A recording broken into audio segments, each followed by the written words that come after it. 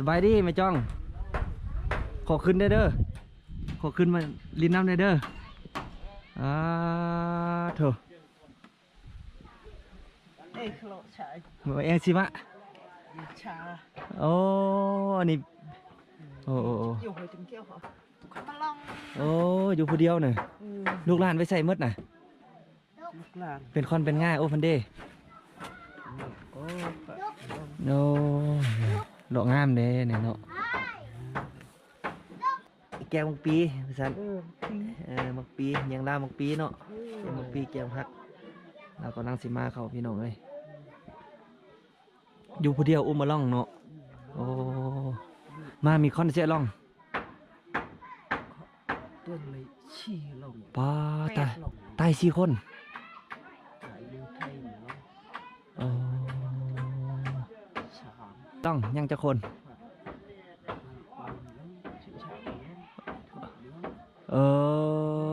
เอาถือว่าเอิดครอบเอิดขั้วลงเฮือนมดมันบ่มาหลายคนพี่น้องเอ้ยไปทางไฟทางมันมดปล่อยผู้เฒ่าอยู่ผู้เดียวไปไต่ต้นเพิ่นเลยพี่น้องเลยยามฝนมากับหัวอะไรนี่เนาะเบิ่งเนาะนี่หัวมันเลยนี่ปงปากก็ถือว่าคาดมันแล้วพี่น้องเลย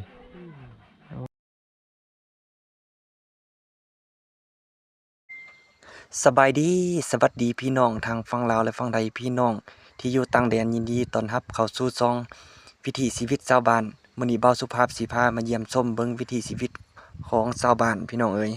สบายดีไหมจ้องขอขึ้นได้เด้อขอขึ้นมาลินน้ำได้เด้อเถอะเอ้ยโลชายมือเองสิมะชาโอ้อันนี้โอ้อยู่หัวถึงเกี่ยวเหรอเว้ยอยู่เฮือนครัวนี่นะโอ้มาอู้เช็ดลองขับมาลองโอ้อยู่ผู้เดียวเนี่ยลูกหลานไปใส่มดน่ะลูกหลานเป็นคอนเป็นง่ายโอ้พันเดโน้ดอกงามเด้เนี่ยเนาะซาเข้มเอ้ยชาแม่เขาไม่พี่น้องเลยโอ้อุ้มมาลองแองสิบะป้องตอนแรกเลยเห็นยังกินมีปงชัวปงผิดเราสีอันนั้นพี่น้องเลยเราสีแกงมังปีพี่สันมังปียังลามังปีเนาะแกงมังปีแกงพักเราก็นั่งสิมาเขาพี่น้องเลยอยู่ผู้เดียวอุ้มมาล่องเนาะโอ้มามีคอนเสิร์ตล่องต้นเลยชี้ลงป้าตาย4 คนโอ้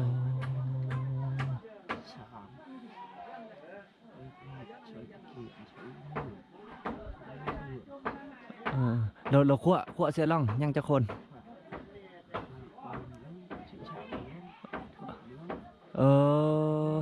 เอาถือว่าเอิดครอบเอิดขั้วลงเฮือนมดมันบ่โอ้ถือว่าเพิ่นลูกหลานเพิ่นเอาครบเอาลูกเอาผัวลงเฮือนมดแล้วเนาะเหลือแต่ไม่จ้องผู้เดียวอยู่เฮือนมันบ่โอ้อย่างว่านั่นน่ะทำไมเฮานี่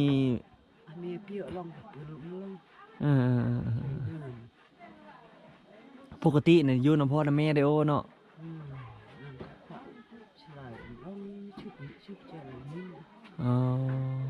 เล่นยิ่งเป็นอึดเป็นตีไปกระจัดกระจายอยู่กระแจกกระจายไปเนาะธรรมดาก็สิมาอยู่น้ำพ่อน้ำแม่เด้เบิ่งพ่อเบิ่งแม่พ่อแม่ก็เท่ากับแก่แล้วเด้เนาะโอ้ธรรมดาเอาเงินเอาคำมายืนพ่อยืนแม่เด้ถ้าบ่ได้อยู่นำกันเจ้า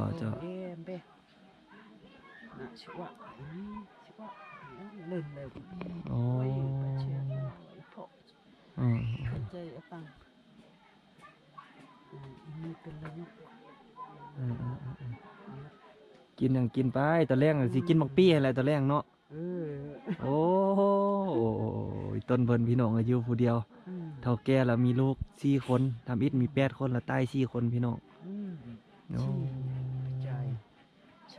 ผู้ชาย3มันบ่โอ้มียิงช่องคน คนชุบนี้ชุบเจ้าเมืองเจ้าหลัง ไปกระจัดกระจายเนี่ยโอเคเป็นอุกเงินตุกและออกปุ๊บแล้วก็ติดนี่ปุ๊บก็และเงิน โอ้ จะเงิน ในเงินในคำมันเลาะกินเราเนาะกินเราหมดเงินเราก็แม่นติดหนี้มันบ่ แม่เนี่ยหมดแล้วค่ะชอบ อ๋อบ่ติดหนี้เราก็ไปซอกมาใส่หนี้ ติดต่อ อ๋อแสดงว่าติดเราเนาะ เอ เอ อ อ ผักมันมีเช่า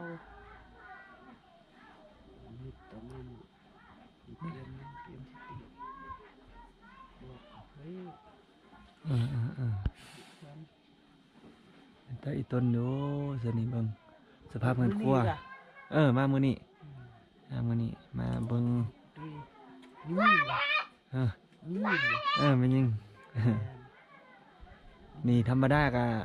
เป็นลูกเป็นเต้าก็สิมาแป้งห่อแป้งเฮือนให้พ่อให้แม่ได้ดีเด้อโอเนาะ เบิ่งลูกต้องว่าบักละลายคนพี่น้องเอ้ยไปทางไผทางมันหมดปล่อยให้ผู้เฒ่าอยู่ผู้เดียว ไปไต่ต้นเพิ่นให้พี่น้องเอ้ยยามฝนมาก็หัวแล้วนี่เนาะเบิ่งเนาะ นี่ แหละเตือนทอก หัวหมดแล้วนี่ปงฟ้าก็ถือว่าคาดหมดแล้วพี่น้องเอ้ยโอ้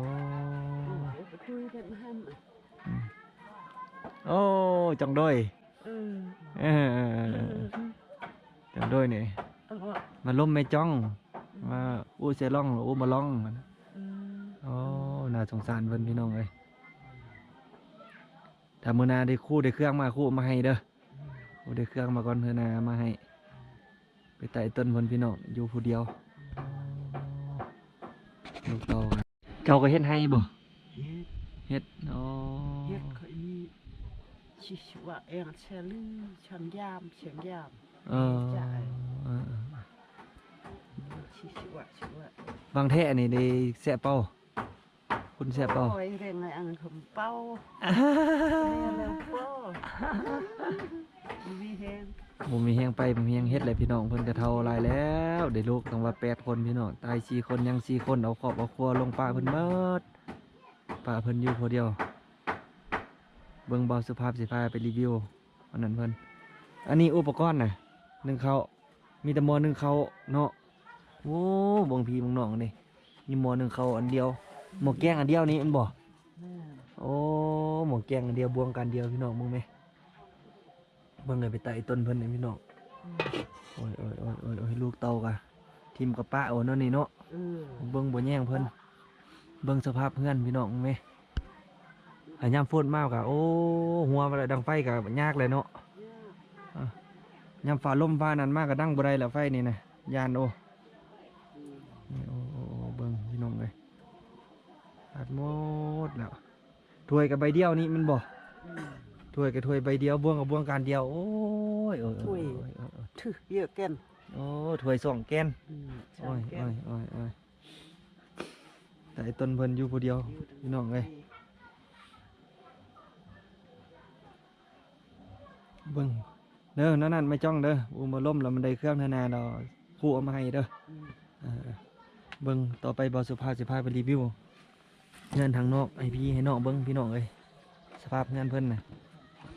โอ้ยเบิ่งกันไปใต้อีต้นให้พี่น้องเจ้าโอ้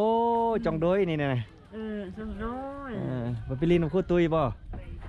สักคนน้อย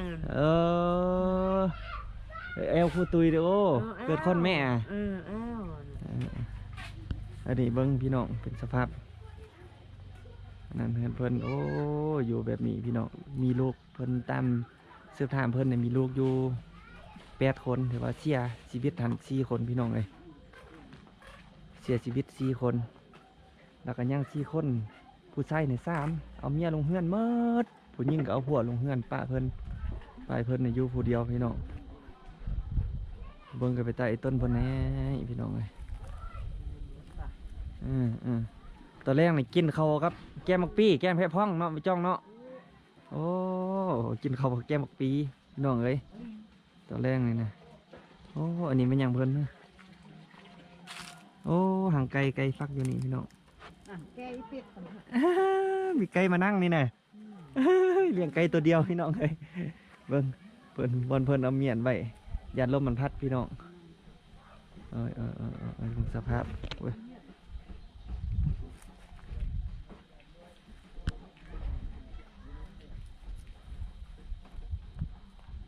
ก็อีต้นเพิ่นเนี่ยอีต้นก็คือว่าแน่บ่สภาพก็บ่สร้างเฮ็ดจั่งใดมีแต่สิได้ให้ทอดให้พี่ให้น้องเบิ่งอันนี้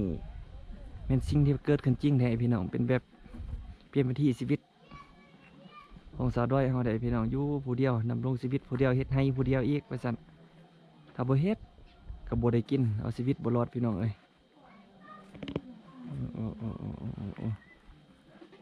ลูกเต้าก็ลงลูก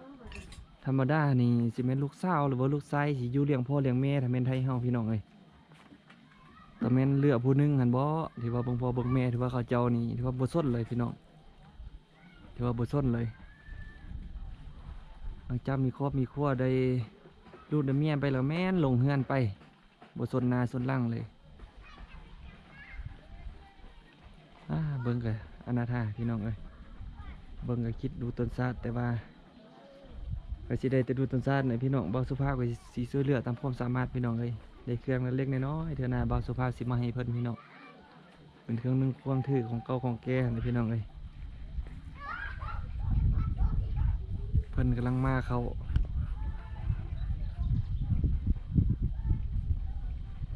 ก็สิประมาณนี้เด้อพี่น้องก็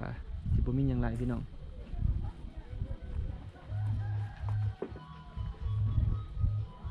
คลิปนี้ก็สิขอลาพี่ลาน้องไปเพียงจะมีเด้อพี่น้อง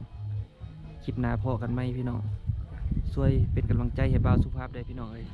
ช่วยกดไลค์กดแชร์กดติดตามให้บ่าวสุภาพได้เด้อพี่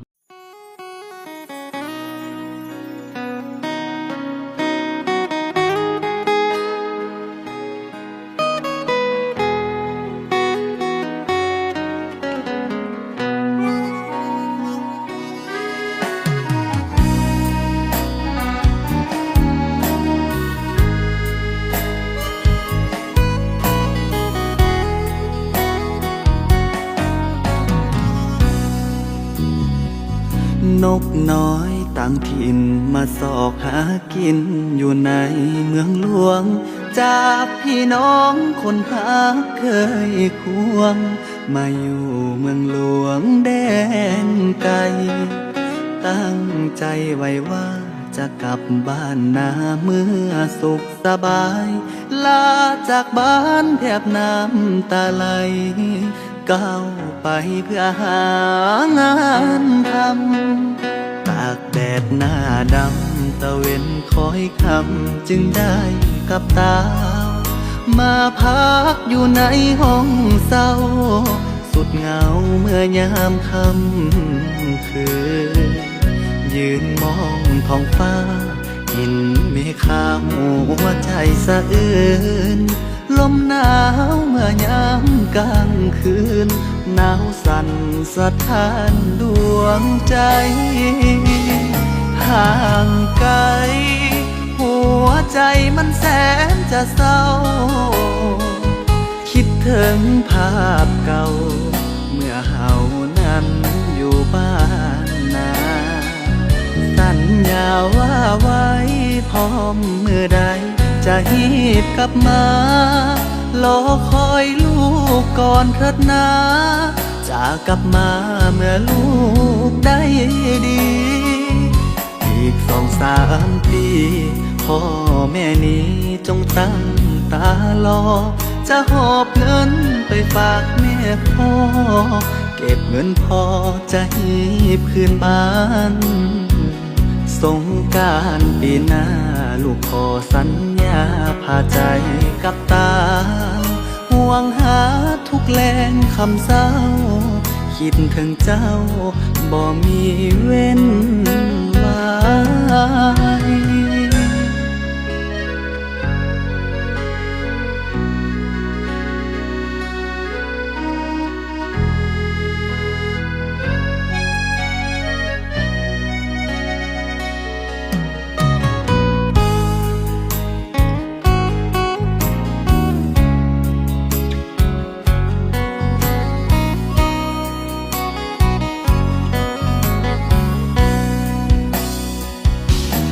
ห่างไกล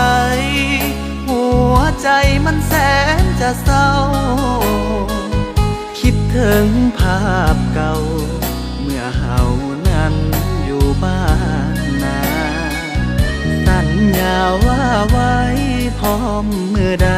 จะหีบกลับมารอคอยลูกก่อนเถิดนาจากกลับมาเมื่อลูกได้ดีอีก2-3 ปีพ่อแม่นี้จงตั้งตารอจะหอบเงินไปฝากแม่พ่อเก็บเงินพอจะหีบคืนบ้านสงกรานต์ปีหน้าลูกขอสัญญาพาใจกับตาห่วงหาทุกแรงคำเศร้าคิดถึงเจ้าบ่มีเว้นวาง